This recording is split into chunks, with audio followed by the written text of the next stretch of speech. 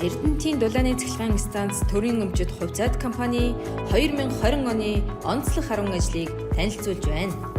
Эрдэнэтийн дулааны цахилгаан станц нь 34 жилийн хугацаанд тасралтгүй ажиллахдаа түүхэндээ анх удаа 31 мегаваттын оргил ачааллыг 2020 оны 12 дугаар сард авч ажилласан төслийн хүчин чадлаасаа даруй 1.2 мегаваттаар нэмэгдүүлж амжилттай ажилласан байна.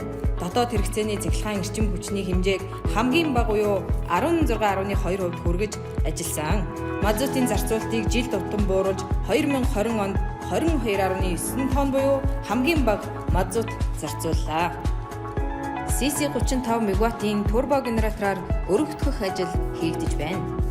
Эрдэнэтийн дулааны цахилгаан станц төрийн өмчөд хувьцаат компани 35 мегаваттын турбо генератороор өргөдгөж цахилгаан эрчим хүчний үйлдвэрлэлийг нэмэгдүүлэх ажлыг 2019 оны 8 дугаар сарын 16-ны өдөр эхэлж өнөөдрийн байдлаар төслийн ажлын нийт гүйцэтгэл 86% байна.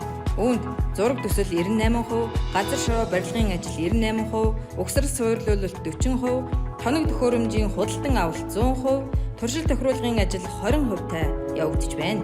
Өргөдгөлийн ажил график төлөвлөгөөний дагуу явагдаж байгаа ба 2021 оны 6 дугаар сард ашиглалтанд хүлээн авна. Өргөдгөл хийснээр манай станцын хүчин чадал 71 мегаватт цаг үрж ажиллана.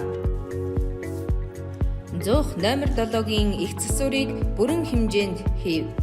БКЗ 7539 ПБ маркийн 100-нд хийгдэх их засварыг хэсэгчлэн хийж гүйцэтгэдэг байсныг 2019 оноос засварлах ажлын эсэлхүүнийг нэмэгдүүлж бүрэн хэмжээнд хийж гүйцэтгснээр зөөх номер 5-ын ашигт үлийн коэффициентийг 88%-аас 90.6%, ажиллах цагийг 1692 цагаас 6849 цаг болгон нэмэгдүүлж байна. Мөн техник эдийн засгийн үзүүлэлтүүд нэмэгдэж, ажиллах хүч, урсгал зардал, түлш дотоод хэрэгцээний цахилгаан эрчим хүчний хувийн зарцуулалт, хий сорилтыг 2.5%, 1 тонн тоос бэлтгэж зарцуулагдах цахилгаан энергийн хувийн зарцуулалт 122 кВт цагаар тус бууруулж байгааг үндэслэн 2020 онд зөөх номер 7-д бүрэн хэмжээнд их засварыг чанарын өндөр түвшинд гүйцэтгэсэн.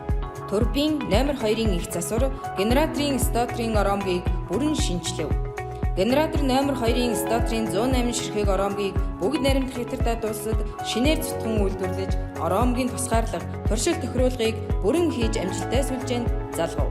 R1235 5M маркийн турбин номер 2-ын их засвараар роторын өндөр нам даралтын нийт 152 ширхэг усыг болон урсгал хэсгийн диафрагмуудын Холоски пүржийн сегментүүд холихөвч номер 2 зэргийн дэнгүүдийг шинээр сольж холихөвч номер 1, 3, 4-ийг сэргээн засварлан роторын гол диск ажлын хурцыг өнгөлж бусад туслах төхөөрөмжөд засвар үйлчлэгээ хийснээр цахилгаан эрчим хүч үйлдвэрлэх уурын хувийн зарцуулалт цагт 2 тонн цагаар багасж нэг цахилгаан үйлдвэрлэхэд зарцуулж буй түвшний зарцуулалтыг буулган техник эдийн засгийн үзүүлэлтийг дээшлүүлж байна.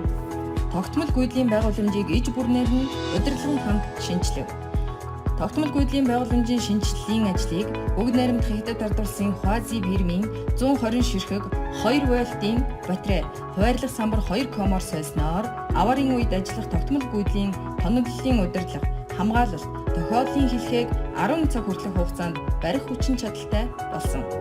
Шинэ дэвшилтэт технологиг нэвтрүүлэн ажиллаж байна. 6 кВт-ийн 3W, 4W секцийн бэлтгэл оруулах, 6 кВт-ийн секцийн номын хамгаалалт, 6 кВт-ийн хөдөлгөөрүүд, бутлагч А, бутлагч Б, 0.4 кВт-ийн насосын удирдлага, тохиолдлыг програмчлагдсан логик контроллерийн удирдлагад шилжүүлв. Хэмтэл их гардаг хуучин цахилгаан механик ирлээнүүдийг халж орчин үеийн микропроцессор ирлээ хамгаалалт автоматикийг шийдснээр ажиллах хүн хүчний зардлыг бууруулж найдвартай ажиллагааг дээшлүүлж тоноглолын ажиллах цагийг уртасгаж байна.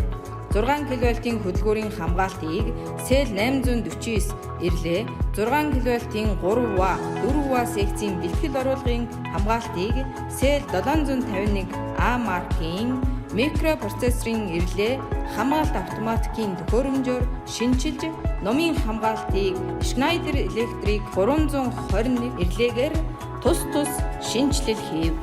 Дотоод хэрэгцээний 6 кВт-ийн 70 ширхэг тоолбарын шинжилэл, мазутын аж ахуйн хэмжүүр, автоматик алсын удирдлагын иж бүрэн шинжилэл хийв.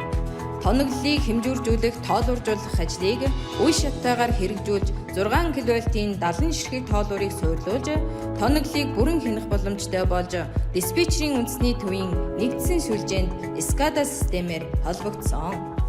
Мазут аж ахуйн хэмжүүрүүдийг компьютерийн нэгдсэн хяналт, удирдлагын системд шилжүүлснээр төвлөрсөн нэг цэгээс технологийн бүх параметруудыг хянаж, насосуудыг удирдах боломжтой болсон ба үйлдвэрийн техник эдийн засгийн үзүүлэлтийн тооцоог үнэн зөв гар ажиллагааг хөнгөлөлтөн гаргах боломжийг бүрдүүлж, мазуттай холбоотой тоо мэдээлэл үзүүлэлтүүдийг хүссэн үедээ харах, дүн шинжилгээ хийх боломжтой болсон. Станцын гадна хашааг бүрэн шинчилж, автозамын засвар, тогтчлтын ажил хийгдэв. 2020 онд нийгмийн хариуцлагын хүрээнд станцын гаднах орчин өнгө үзэмжийг дээшлүүлэх зорилгоор төмөр хашааг бетонын хашаагаар хаалганы хамт бүрэн сольж, төв байрны уган замыг шинжилэн хаалгыг шилэн вакуум болгон мөрөгдгөл хийж, автозамыг шинээр асфальтын хүчилтэй замаар тус солив. Эрдэнэтийн дулааны цахилгаан станцын харьяа ажилчдыг эрүүлжүүлэх, хор сармагжуулах эмчилгээний газрын тохичлтыг хийж, компанийн төрсөн өдрийг анх удаа тэмдэглэж, нийт ажилчдад урамшуулал олгов. Ажилчдын нийгмийн асуудлыг шийдвэрлэж, эрчим сан амралтад жил бүр гүүний сан эмчилгээтэй 12 амралтын байрыг ажилуулж, ажилтны альжаал ядаргааг тайлж, 5 тухтай амрах орчин сайжруулах зорилгоор орчин үеийн био болон эконол, нийтийн угаалтуур дүүш, хүүхдийн тоглоомын талбай, гүний худаг гаргаж, өвлийн амралтын байрыг шинээр барьж байна. Эрдэнэтийн дулааны цахилгаан станц төрийн өмчит хувьцаат компани нь 1987 оны 10 дугаар сарын 27-ны өдөр ашиглалтад орж, цахилгаан эрчим хүч, дулааны эрчим хүчийг үйлдвэрлэн түгээж эхэлснийг энэ жилээс тэмдэглэлт өдөр болгож, компанийн төрсөн өдрийн баярыг анх удаа тэмдэглэж, станцын үйлдвэрлэлийн үйл ажиллагаанд бодиттой хувь нэмэр оруулж байгаа. Нийт 446 ажилтнаа урамшуул болгон 200 мянган төгрөгийг олгов. Мөн компани сүл дуутай болсон өг, бэмбма, ай, анх мандах, галын бурхан дууг Монгол улсын соёлын тэргүүний ажилтан дуучин Б болд дуулав. Эрүүл, аюулгүй ажлын байрыг эрхэмлэгч байгууллага улсын уралдаанд тэргүүн байр эзлэв. Хөдөлмөр нийгмийн хамгааллын яам, хөдөлмөрийн аюулгүй байдал эрүүл мэндийн төв, хөдөлмөрийн аюулгүй байдал эрүүл ахуйн үндэсний хороо, нийгмийн даатгалын ерөнхий газар, мэрэгжлийн хяналтын ерөнхий газартай хамтран жил бүр урламжлал болгон зохион байгуулдаг эрүүл аюулгүй ажлын байрыг эрхэмлэгч байгууллага шалгаруулах улсын уралдааны шинжилсэн журмын шалгуур үзүүлэлтийн дагуу 2020 оны 3 дугаар сард Орхон аймгаас шалгаран улсын уралдааны шалгаруулалтад оролцож, 2020 оны 5 дугаар сард эрчим хүчний салбараас шалгарч, эрүүл аюулгүй ажлын байрыг эрхэмлэгч байгууллага 2019 тэргүүн байрын шагнал өргөмжлөлт цомыг гардан авсан.